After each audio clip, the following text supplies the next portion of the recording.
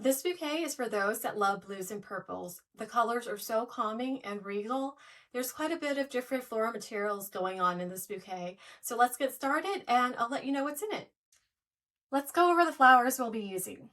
We have some blue hydrangea, some purple alstroemeria, some sea lavender. I don't know if it's coming through, but this purple is really a true purple. It's just beautiful. And lastly, we have eryngium. And let's go over some of the other supplies that we'll be needing. So we have some pruning shears to cut the stems, floral tape to keep the stems together and in place. We will cover the handle with some grass grain ribbon. We're going to be using purple today. And then to finish it off, we'll use some of these corsage pins and of course some scissors to cut the ribbon.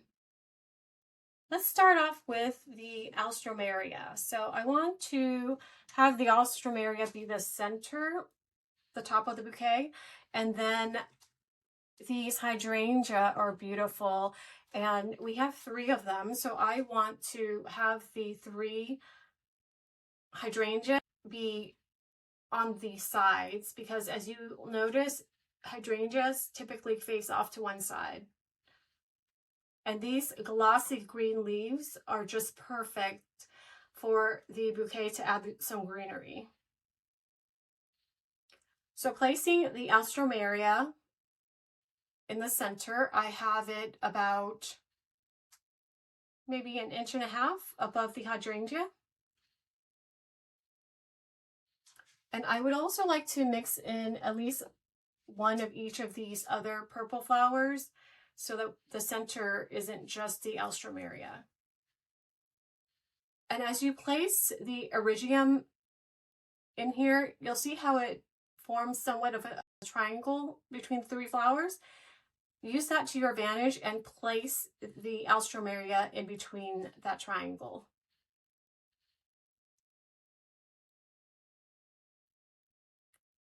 I'm letting the alstroemeria and eryngiums be at about the same height. All right, and then we have some seagrass here. And as you'll notice, the seagrass seems to want to go off to one side. There's a natural curvature. And again, I will use that to our advantage and place it right next to this hydrangea, just knowing that the side of the bouquet will be this way.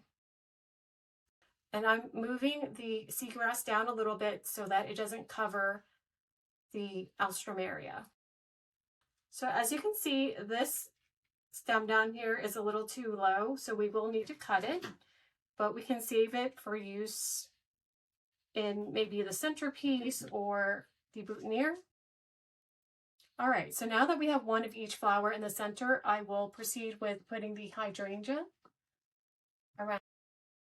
Now, as I'm doing this, I can see that it's really creating a step, so I really need to fill in this space a little bit. Therefore, I am going to allow that sea lavender to come up a little bit, and then I will fill in with other flowers in this space right here. And I will do that with some more alstroemeria. I'd like to have some eryngium next to it on the outside here. And I'm just going to gently fold this leaf down because I do want it to be somewhat of a collar for the bouquet. See how it's filling in with the flowers? And I'd like to add some more of that seagrass over here.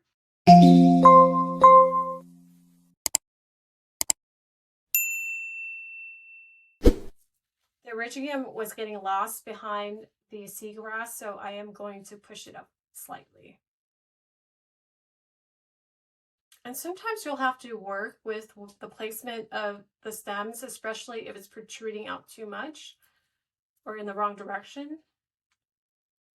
So I'm taking this opportunity to readjust. So I'm not allowing it to stick out like this. I'm facing it this way so the rest of the bouquet can kind of keep it more compact. And I am going to tape it now just so I can Make sure that it is staying in place. But before I do that, let me go ahead and put the third hydrangea on, because I do want them to be evenly spaced. And I don't want the tape to hold them too tightly in place yet before I have the third hydrangea in here. I'm noticing that there's a bunch of the purple centering on here, even though I had wanted to fill in between these two hydrangeas. So I am going to pull this out a little bit and allow the hydrangeas to be closer together.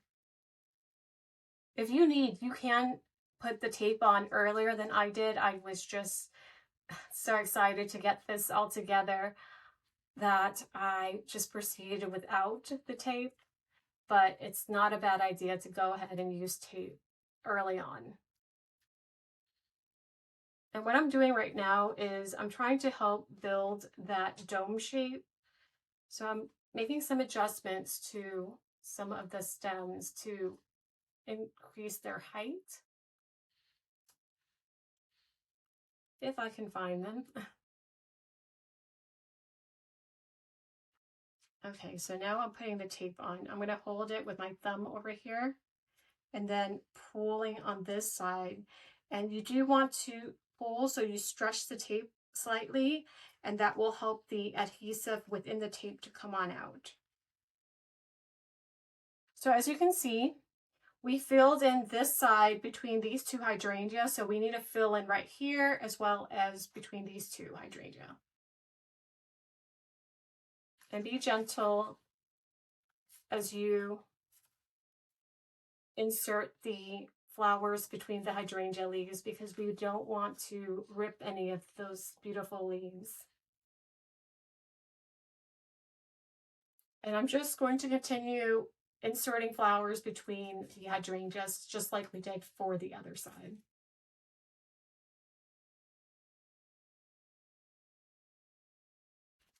Continue to use the tape as you need. Just whenever you feel that the stems are getting a little bit difficult to handle, go ahead and add tape. We've added flowers in between these two hydrangeas and in between these two, and now just one more spot to do. And I will start off with the sea lavender again. And as you're inserting the lavender in, take a look at the shape of this, because you want this side to match up with this side. As far as height goes.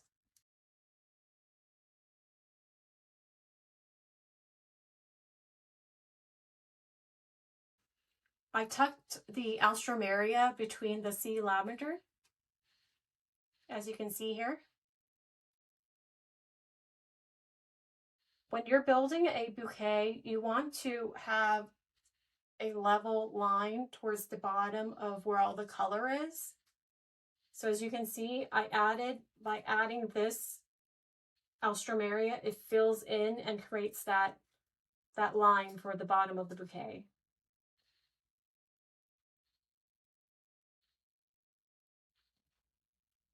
And this is a good point for me to add some more tape.